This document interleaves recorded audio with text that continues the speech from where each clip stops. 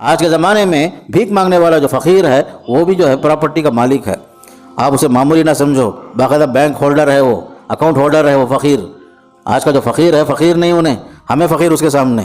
باقاعدہ جو ہے اس کے اکاؤنٹ ہے، باقاعدہ یسبی اکاؤنٹ بھی ہے، اس کے پیسے بے حساب رہتے ہیں.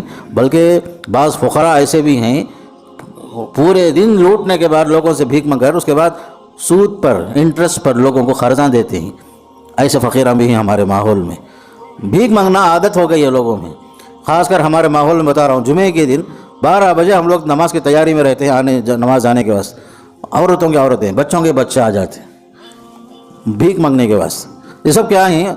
تن آسانی کے ساتھ محنت کیے بغیر پیسے کمانے کے چکر میں رہتے. خیر یہ سب چھوڑیے، بول رہا ہوں تو یاد رکھو پراپرٹی کی تقسیم کے لیے ضروری ہے، چاہے کوئی بھی آدمی ہو، چھوٹا ہو بڑا ہو، فوراً وہ مال تقسیم ہو جانا. بھائی بہنوں کا ادا ہو جائے، بھائیوں کا حق، بہنوں کا حق، چاہے وہ گھر کی شکل میں ہو یا کوئی اور چیز کی شکل میں ہو، پہلے تقسیم ہو جانا. یہ بھی جو حق ہے. بعض لوگ جو ہیں عمرے پہ عمرے کرتے جا رہے ہیں، حج پر حج کرتے جا رہے ہیں، لیکن بھائی بہنوں کا حق کیا بھی نہیں. جمعے کے دن دیکھو صف اول میں آ کے بیٹھے ہیں، لیکن کیا ہے، اونٹ کا ثواب پانے کے لیے آئے ہیں، لیکن جبکہ بھائی بہنوں کا حق دبا کے بیٹھے ہیں. بعض حضرات جو جمعے کی فضیلت پانے کے واسطے سب سے پہلے آ جاتے، خوشی کی بات، اللہ قبول فرمائے.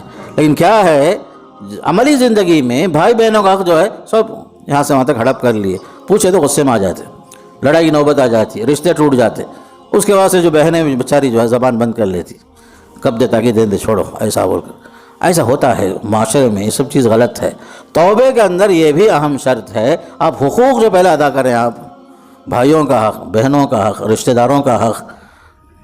وَآتِ ذَا الْقُرْبَىٰ حَقَّهُ وَالْمِسْكِينَ وَابْنَ السَّبِيلِ.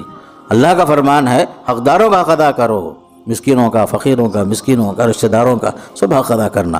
توبے کے اندر یہ چوتھی بات بہت اہم ہے. لوگ بیٹھے بیٹھے جو ہے اے اللہ معاف کر بول کر بول لیں گے، یہ کوئی بڑی بات نہیں ہے. آدمی کی عادت ہے، اس بھی صبح میں بھی توبہ کرتا ہے، شام میں بھی کرتا ہے، پھر وہی غلطیاں کرتے رہتا ہے. توبۃ نصوح نہیں ہے ہمارے پاس. خالص توبہ کب ہو؟ یہ چاروں چیزیں، بلکہ چوتھی چیز بہت اہم، حقوق العباد کا حق ادا کرنا، لوگوں کا حق ادا کرنا، لوگوں کا قرضہ ادا کرنا. خاص کر بیپاریوں کے لیے بول رہا ہوں. آج کل بیپاری جو ہے کیا سمجھتا ہے، لوگوں کا حق دبا دیا بولے تو سب سے بڑا ہوشیار آدمی سمجھ جاتا.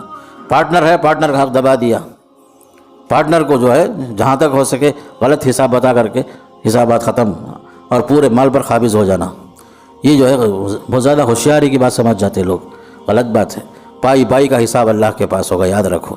چاہے آپ پر لوگ اعتماد کر لیں بظاہر، لیکن اللہ دیکھ رہا ہے، یاد رکھو. اللہ کے پاس کوئی چھوٹنے والا نہیں ہے. حقوق العباد سب سے اہم ہے.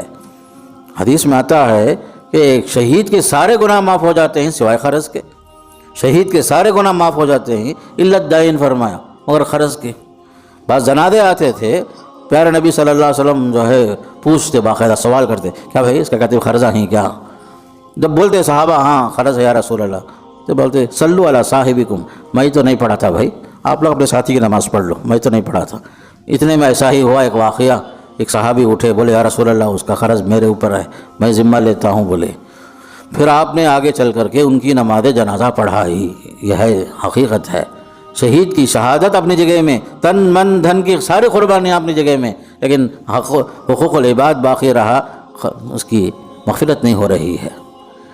معمولی نہ سمجھو بھائی، قرض جو قرض ہی ہے.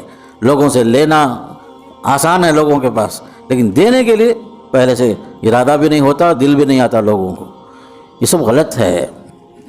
حدیث میں آتا ہے جو آدمی قرض ادا کرنے کی نیت سے لیتا ہے اللہ اسباب مہیا کرتا ہے. جو آدمی پہلے سے جو نہیں دینے کا ارادہ کرتا اللہ اس کا راستہ بھی بند کر دیتا. یہ یاد رکھو. نیتوں پر معاملات کا دار و مدار ہوتا ہے. آپ کی نیت اچھی ہے، اللہ اسباب مہیا کرے گا.